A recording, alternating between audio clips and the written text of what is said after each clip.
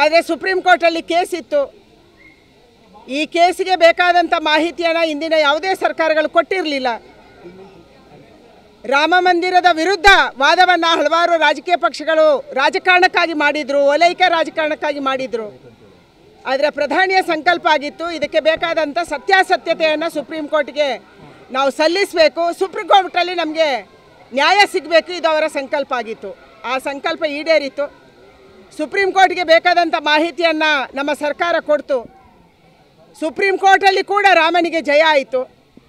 ಇವತ್ತು ಭವ್ಯ ರಾಮ ಮಂದಿರದ ನಿರ್ಮಾಣ ನಮ್ಮೆಲ್ಲರ ಸಂಕಲ್ಪದಂತೆ ಆಗಿದೆ.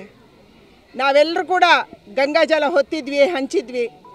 ನಾವೆಲ್ಲರೂ ಕೂಡ ಇಟ್ಟಿಗೆ ಹೊತ್ತಿದ್ವಿ, ಪೂಜೆ ಮಾಡಿದ್ವಿ, ಅಯೋಧ್ಯೆಗೆ ಕಳಿಸಿದ್ವಿ. ಇವತ್ತು ಕರ್ನಾಟಕ ರಾಜ್ಯದ ಶಿಲೆಯಿಂದ, ಕರ್ನಾಟಕ ರಾಜ್ಯದ ಶಿಲ್ಪಿಯಿಂದ ರಾಮನ ಮೂರ್ತಿ ಅಲ್ಲಿ ಸ್ಥಾಪನೆ ಆಗಿದೆ. ನಾಳೆ ಅದರ ಪ್ರತಿಷ್ಠಾಪನೆ, ಅದಕ್ಕೆ ಪ್ರಾಣ ಪ್ರತಿಷ್ಠೆ ನಾಳೆ ಆಗೋದಿದೆ. ಆಂಜನೇಯ ನಮ್ಮ ರಾಜ್ಯದಲ್ಲಿ ಹುಟ್ಟಿದವನು. ಇದೇ ಕಿಷ್ಕಿಂಧೆಯಲ್ಲಿ ಹುಟ್ಟಿ ಇಲ್ಲೇ ವಾಲಿ ಸುಗ್ರೀವರ ಯುದ್ಧ ನಡೆದು ಶ್ರೀರಾಮಚಂದ್ರನಿಗೆ ಸಾಥ್ ಕೊಟ್ಟವನು. ಶ್ರೀರಾಮಚಂದ್ರನಿಗೆ ಸೀತೆಯನ್ನು ಹುಡುಕಕ್ಕೆ ಸಾಥ್ ಕೊಟ್ಟವರು.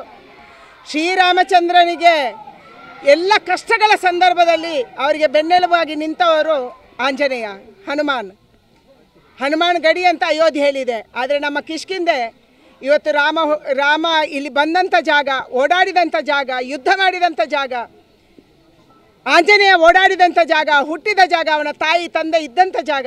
ಈ ಜಾಗದಲ್ಲಿ ಮೊದಲ ಪೂಜೆಯನ್ನು ಮಾಡಬೇಕು ಅಂತ ನಾವಿಲ್ಲಿ ಬಂದಿದ್ದೀವಿ. ನಾಳೆ ನಡೆಯುವಂಥ ಆ ದೇವತಾ ಕಾರ್ಯಕ್ಕೆ, ನಾಳೆ ನಡೆಯುವಂಥ ಶ್ರೀರಾಮಚಂದ್ರನ ಪ್ರತಿಷ್ಠಾಪನೆಗೆ ಯಾವುದೇ ವಿಘ್ನಗಳು ಬರಬಾರ್ದು. ವಾಯುಪುತ್ರ ಎಲ್ಲ ಸಂಕಷ್ಟವನ್ನು ದೂರ ಮಾಡಿ ಯಶಸ್ವಿಯಾಗಿ ಆ ರಾಮ ಮಂದಿರದ ಉದ್ಘಾಟನೆ ನಡಿಬೇಕು.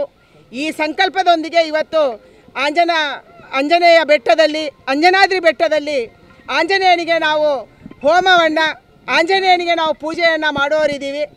ಪ್ರಧಾನಿ ನರೇಂದ್ರ ಮೋದಿಯವರ ಹೆಸರಲ್ಲಿ ನಾವು ಮಾಡೋರಿದ್ದೀವಿ. ಅವರು ಮಾಡುವಂಥ ಕಾರ್ಯಕ್ಕೆ, ದೇಶ ಕಟ್ಟುವ ಕಾಯಕದಲ್ಲಿ ಅವರು ತೊಡಗಿಸ್ಕೊಂಡಿದ್ದಾರೆ. ಅವರಿಗೆ ಶಕ್ತಿ ಸಿಗಲಿ, ನಾಳೆಯ ಕಾರ್ಯಕ್ರಮ ಯಶಸ್ವಿಯಾಗಿ ನಡೀಲಿ. ನಾಳೆ ಅವರ ಪ್ರತಿಷ್ಠಾಪನೆಯ ಕಾರ್ಯ ಯಶಸ್ವಿಯಾಗಿ ಲಕ್ಷಾಂತರ ಭಕ್ತರು ದೇಶ ವಿದೇಶಗಳಿಂದ ರಾಮನ ದರ್ಶನವನ್ನು ಪಡೆಯುವಂತಾಗಲಿ.